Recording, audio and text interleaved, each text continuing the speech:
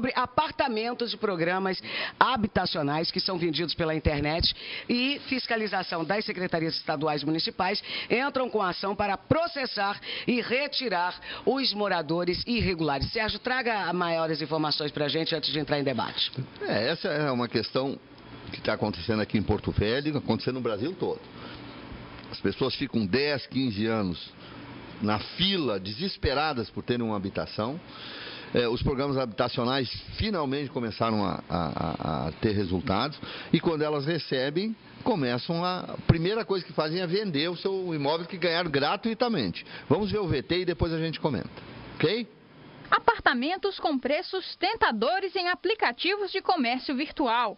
Imóvel de 2 quartos com água e luz ligados por R$5.000 ou troca em uma moto. Quem anuncia é um ocupante no residencial Orgulho do Madeira. O anúncio é específico. A dona não apareceu no período de 2 anos. Anúncios semelhantes se espalham pela rede. 54 mil por um apartamento de 2 quartos com entrada de 25 mil e 120 parcelas de R$200. Também apartamentos mobiliados por 50 mil ou sem os móveis por 35 mil. A negociação acontece sem qualquer medo de punição. Oi. Alô? Oi, você que está vendendo um imóvel aqui, um apartamento, eu vi aqui uma luz no LX, você está pedindo 50 mil com móveis dentro, é isso? Já tudo completo já, com os móveis. Ah, é? E esse 35 mil aí sem móveis? Oi? E esse 35 mil também, é sem móveis, né? Sem móveis. Ah, tá. E vem cá, como é que tu faz isso aí? Faz parcelado, financiamento, como é que é? Você faz esse pagamento, como a gente pode fazer esse pagamento aí, se eu escolher uma das opções do apartamento? Eu pago à vista, financiado, como é que eu faço? No caso aí, você teria que fazer o seguinte. Pode falar. Pra gente conversar pessoalmente, né? Né? E vem cá, eu posso dar uma olhada nesse apartamento também? Oi? Eu posso olhar o apartamento também? Então, é bom você vir aqui, então, eu já conversava logo, você dá uma olhada. O que está na internet não escapa aos olhos da fiscalização dos programas habitacionais de responsabilidade do Estado. Ciente da problemática, José Gadelha, coordenador de habitação da SEAS, afirmou que medidas estão sendo tomadas. As pessoas têm um contrato firmado com o agente financeiro, no caso do Orgulho do Madeira, que é o Banco do Brasil. Nesse contrato está muito claro que as pessoas têm que ter como finalidade desse imóvel a sua moradia e de sua família. Ela não pode alugar, ceder, vender, emprestar, dar qualquer outra destinação que não seja a moradia sua e sua família. Esses casos nós já estamos fazendo, tomando essas notificações, todas elas, levantando dentro do empreendimento e encaminhando ao Banco do Brasil para que tome as providências. Porque se é uma unidade que a pessoa já fez um contrato com o Banco do Brasil, eu informo ao Banco do Brasil esse indício de irregularidade, o Banco do Brasil que toma as providências com relação à questão de fazer o distrato contratual e pedir à SEAS que faça a substituição de um novo beneficiário para aquele imóvel.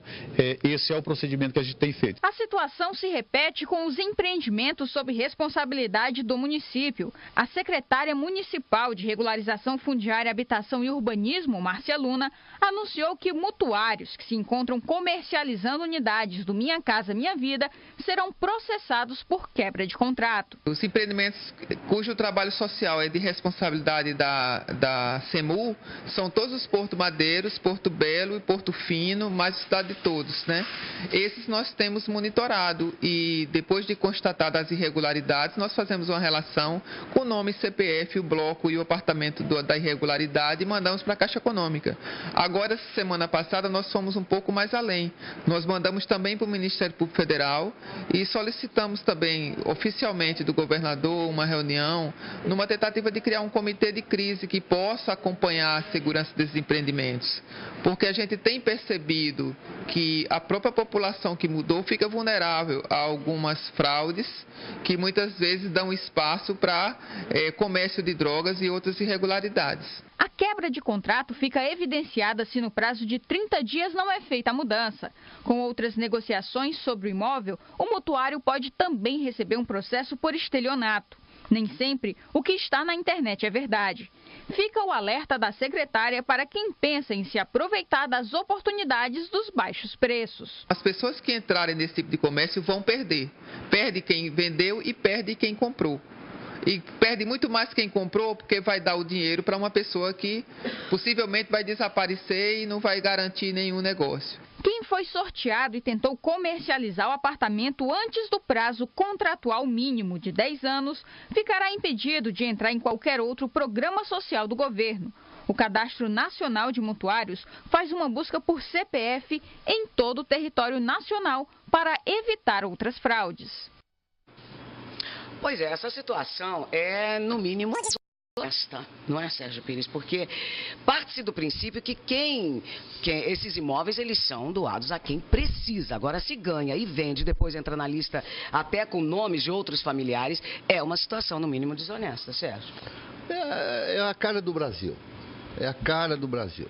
Todo mundo quer um país melhor, todo mundo quer resolver as coisas, desde que ele possa conseguir fazendo suas malandragens. Desonesto é o outro, né? Ter suas vantagenzinhas. Ora, Beninho, uma família fica anos na fila, anos e anos numa fila para ganhar um imóvel, recebe um imóvel de boa qualidade, coisa rara no Brasil.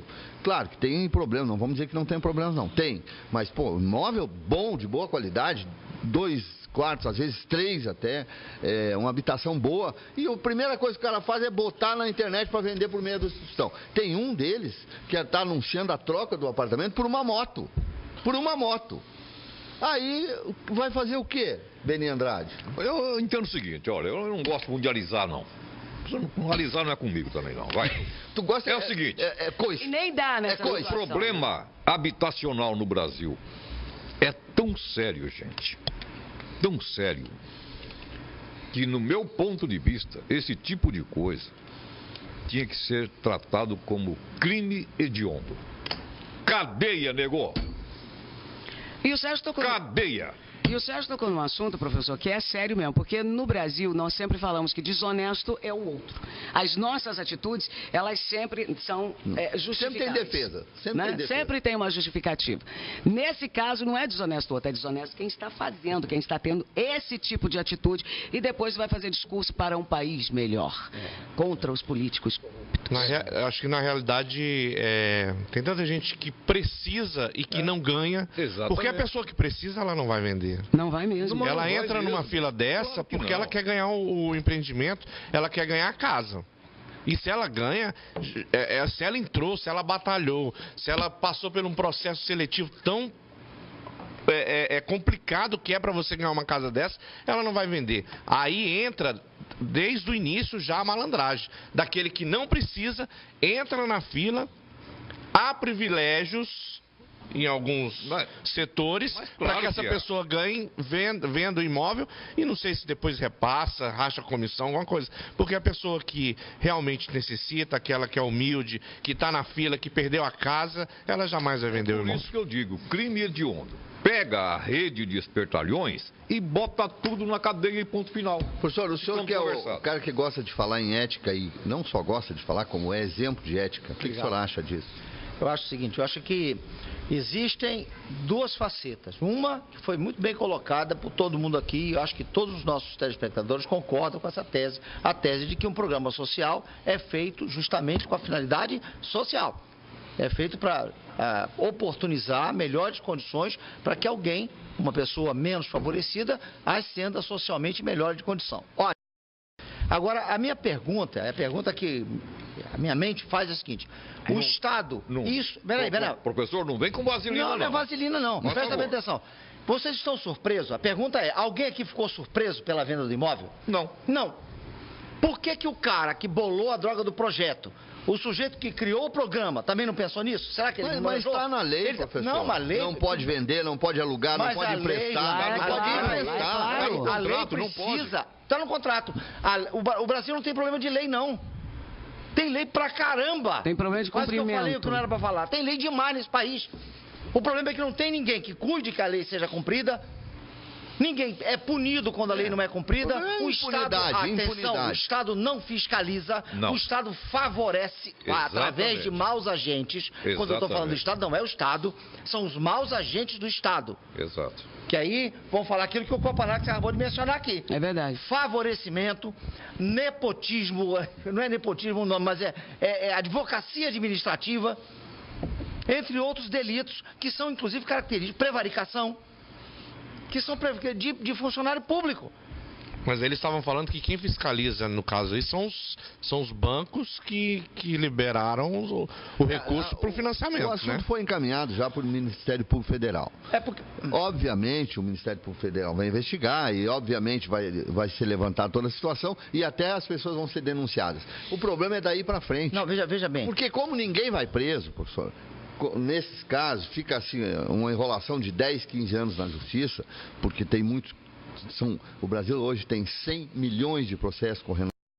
Milhões. É muita Um para cada 2 habitantes. A justiça não dá conta. E aí fica a impunidade, aí se entrega outro conjunto, outras pessoas vão fazer a mesma coisa, e lá no outro vão fazer a mesma coisa, e assim vai ser. Veja bem. Tem que ser pequenas causas.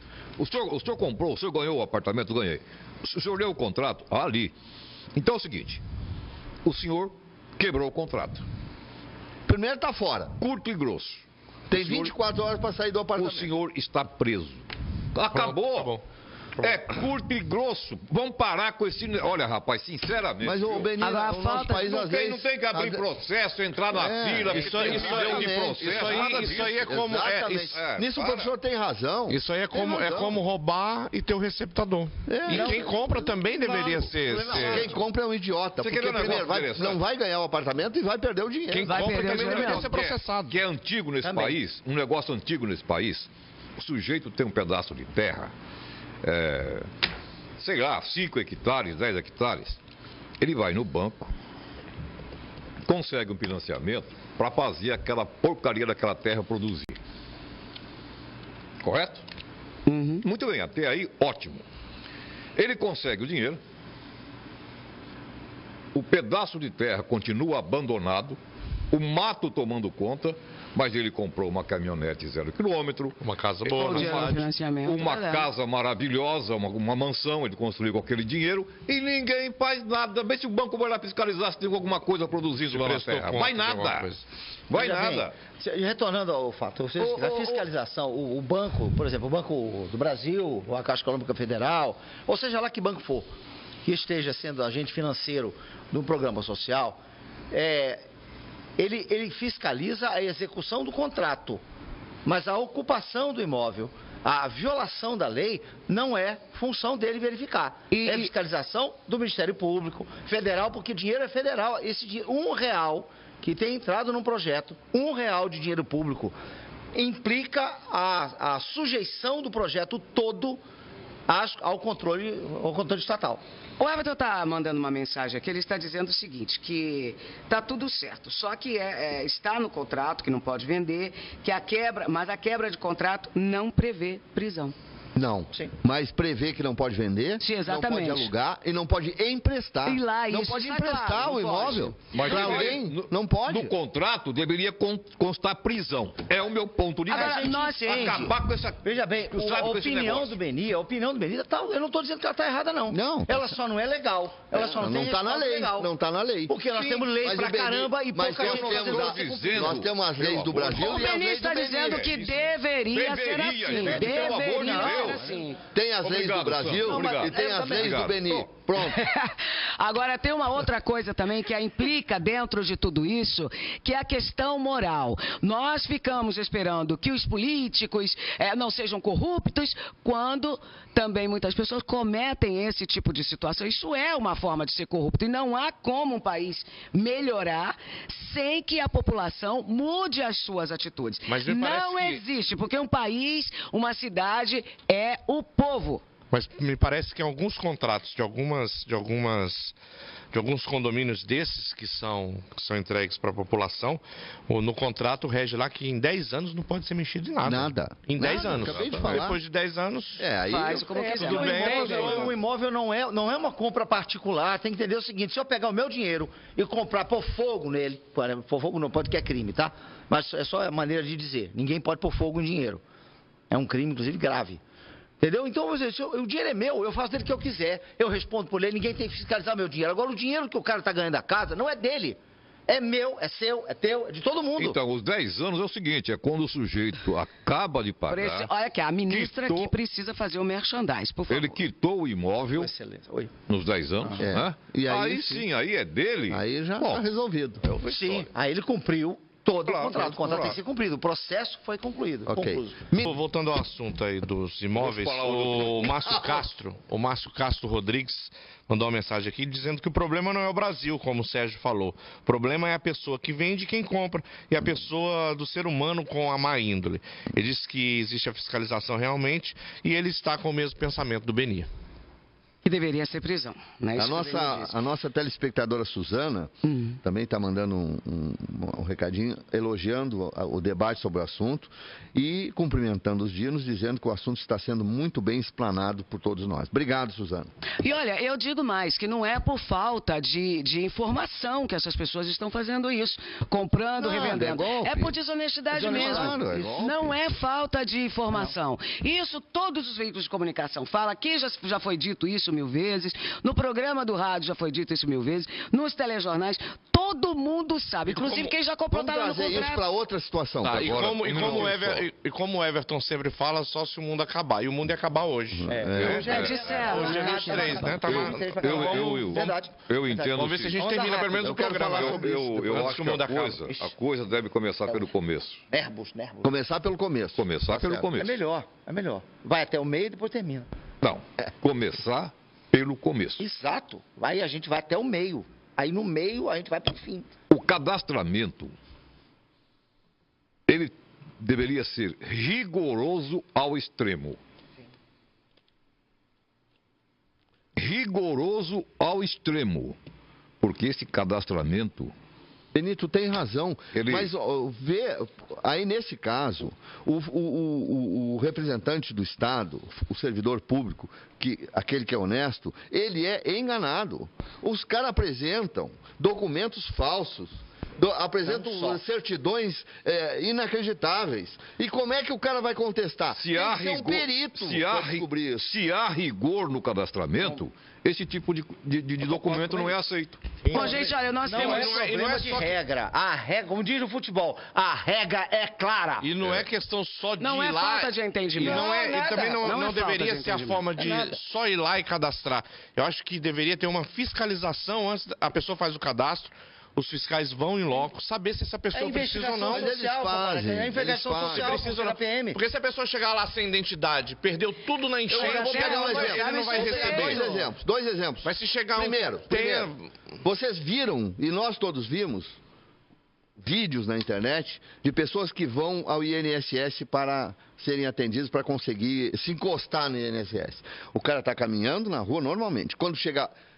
perto do INSS, 50 metros, ele põe uma tala na perna, sai mancando com muleta, se apresenta lá.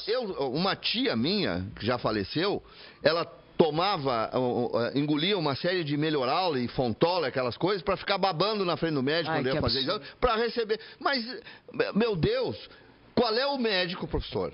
Mesmo um profissional tarimbado, que vai fazer um exame desse, que ele parte do princípio, ele não parte do princípio porque a pessoa está enganando ele. Você vai quebrar o cabo do meu microfone, por favor. Vai ter que levar para o INSS. O cara não vai, aí tem que levar para o hospital, Beni. O cara não vai partir do princípio, olha, a pessoa está aqui de muleta, com a tala, veio aqui para me enganar. Me perdoa, Sérgio. Pelo amor de Deus. Vou fazer um reparo no que você está falando. Eu entendi o seu raciocínio, mas eu acho que tem alguma coisa errada nessa história. Porque quem tem que saber se o cara está doente, o grau de coisa, é o médico. É o médico. Na hora do cara, o cara que faz uma perícia assim, aí, tá bom. Como eu estou cansado de ver alguns casos em que o exame admissional é feito assim. Sim. Você passa, você está sentindo alguma coisa? Não. Ah, então tá bom, tá aqui. Apto a entrar no trabalho. E eu vejo acontecer isso. A pessoa passa 4 horas na fila para esperar Já isso. me contaram a respeito. Aí o sujeito pega, bota uma tala, fala, doutor, ainda estou com a tala. Aí ele está com a tala. Mais 2 anos. O médico do ocupacional lá é o seguinte, o senhor tem caspa? Não, não, tá bom. Tá bom. Eu estou falando, eu não estou dizendo depois de 4 horas que vocês esperam, né? Agora, é triste de um país que precisa de tantas leis para fazer seu povo agir dentro da honestidade, né? Tem uma frase que eu costumo dizer, que, por exemplo, a altura do quebra-mola numa cidade é proporcional à idiotice do motorista. Você tem que fazer quebra-molas cada vez mais altos, quanto mais idiota é o sujeito que dirige na estrada. O Brasil tem um monte de lei que muitas vezes não precisava ser feita, por exemplo, a Maria da Penha, que é uma vergonha existir uma lei que precisa proteger a mulher. É uma vergonha pra gente. Eu tenho vergonha de dizer que meu país tem uma lei, Maria da Penha, que criminaliza a bater em uma mulher. Enquanto que a lei já prevê isso contra a agressão, contra as vias de fato e tudo mais. Que vocês saudassem também o nosso querido chefinho magnífico Everton Leone, que ele está assistindo a gente. E aí pode dar B.O., a gente precisa se comportar aqui, que ele está assistindo. Hoje eu tô demais. Ninguém vai cumprimentar o chefe? Oi, chefe. Oi, chefe. Bom dia, hein? Melhorou? Bom dia, chefe. Já, se espirrar saúde, chefe. Mas ele está presente aqui, olha aí. Está presente. Tá aqui. E vocês não deixam falar? Pode falar. Aliás, parabéns, né? Que coisa mais linda esses quadros. Quem fez esse trabalho sensacional, para aí que eu já vou dar o nome, calma. Olha aí, está mostrando lá. Miqueliton. Miqueliton, você é um artista genial. Ficou sensacional.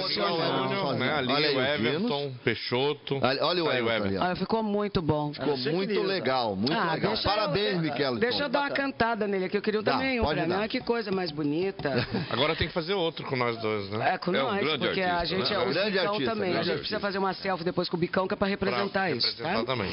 Bom, olha, hoje nós vamos ter aqui bastante assuntos para serem discutidos. Apartamentos de programas habitacionais que são vendidos pela internet.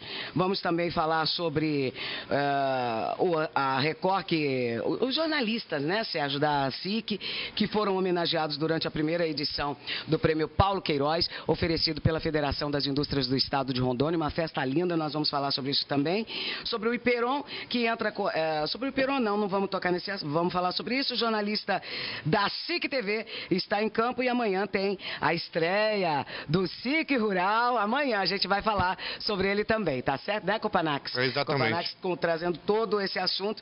E ainda nós vamos falar sobre...